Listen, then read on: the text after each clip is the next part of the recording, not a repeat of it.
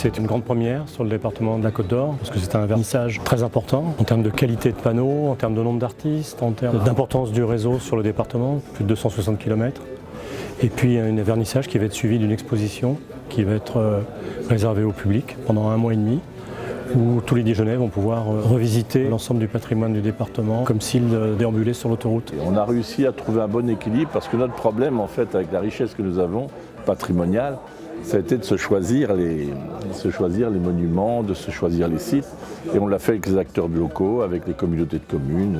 De l'inspiration jusqu'à la réalisation, c'est un processus différent à chaque panneau et très très varié à chaque fois qui nous donne vraiment beaucoup de plaisir. C'est vrai que là, de pouvoir se prêter à ce jeu, c'est-à-dire de proposer une image, moi qui adore dessiner les paysages de France et puis en plus pour le faire profiter à un large public. C'est à partir de ce panneau-là et de cette représentation des rangs de vigne que je suis devenue un peu Madame Signalétique dans la bande des collègues. Si le sujet est imposé, en revanche, nous, on a la possibilité de choisir l'angle de vue, l'éclairage, à quel moment de la journée. On a réalisé des enquêtes sur les automobilistes depuis plusieurs années. On a aussi réalisé des enquêtes sur les sites remarquables qui ont été affichés sur nos différents panneaux de signalisation. Et on a des retours très positifs. On a des croissances de fréquentation de l'ordre de 20 à 25% sur des panneaux qui ont été installés il y a quelques années. C'est le signe que tout le schéma fonctionne bien.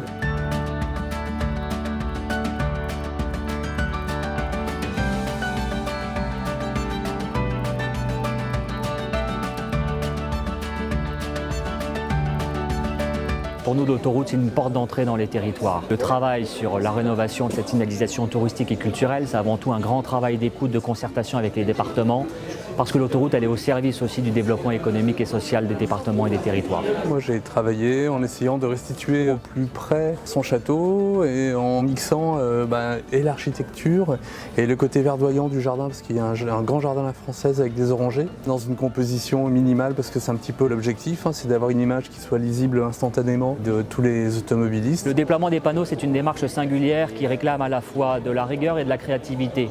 La créativité, vous l'avez compris, c'est le talent des artistes de renommée internationale. La rigueur, c'est que c'est un travail qu'on doit mener avec le régulateur. On ne peut pas déployer des panneaux n'importe où, il faut suivre quelques règles. On pourrait dire que la seule, pas de difficulté, vous aurez bien compris que par rapport aux autres, moi j'ai un trait, donc il fallait que ce trait existe, donc on a pris une couleur, on le lit comme un trait noir, alors que tous les autres n'ont pas de trait noir. C'était vraiment un projet de rêve. Je signe demain pour recommencer 30 nouveaux panneaux. Moi je me régale des briefs que la maison APRR me donne, et c'est un plaisir de découvrir ça. Il faudrait y aller partout. C'est un beau moment de Côte d'Or que nous venons de vivre. La France regorge de tellement de richesses que j'aimerais bien qu'au-delà du groupe APRR, les autres en prêtent de la graine.